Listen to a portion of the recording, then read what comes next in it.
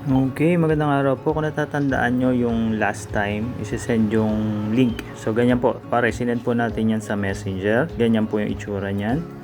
So, ipapaklik po natin sa ating isasali sa Popo, ano. So, yan. Your leaving messaging. Continue lang po. Press lang po natin yung continue.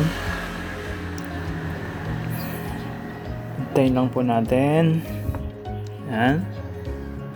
Then, yung invitation gift. Natatandaan nyo po yung banner na pinili po natin. Yan po yun. Tapos, syempre, yung download immediately sa bandang ibaba. Yan, di ba? So, click po natin. Download immediately. Tapos, go to the app. Yan po yung pipiliin po natin. Then, you're leaving our app. Then, continue lang po.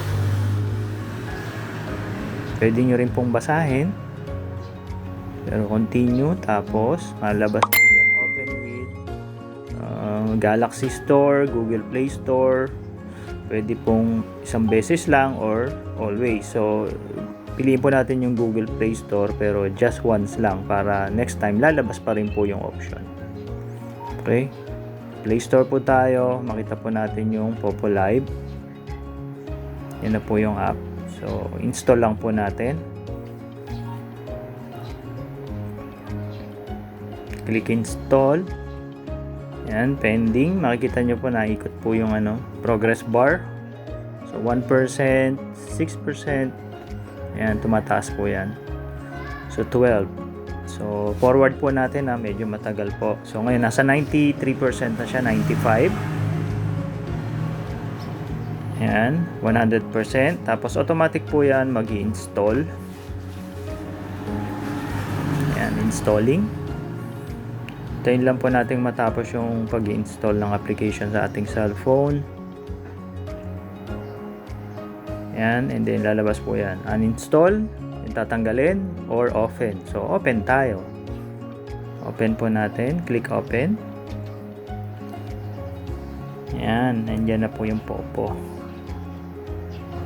Tayin lang po natin mag-load. Ganyan po yung unang lalabas na screen. So, login with Facebook, login with Google, tapos meron pong drop-down arrow sa baba.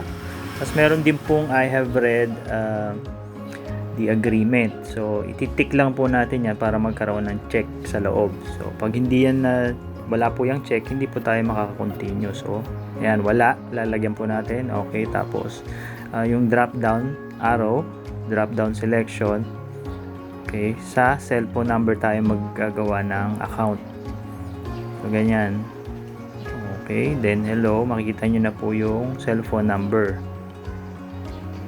I-input lang po natin yan, cellphone number, tapos gagawa tayo ng password. Yun po, ginagamit din po ito kapag magla-login kayo pabalik ng inyong account. Basta tandaan nyo lang cellphone number na ginamit nyo, syempre, yung password. Yan. Okay po. Yung susunod na step naman po. Salamat po.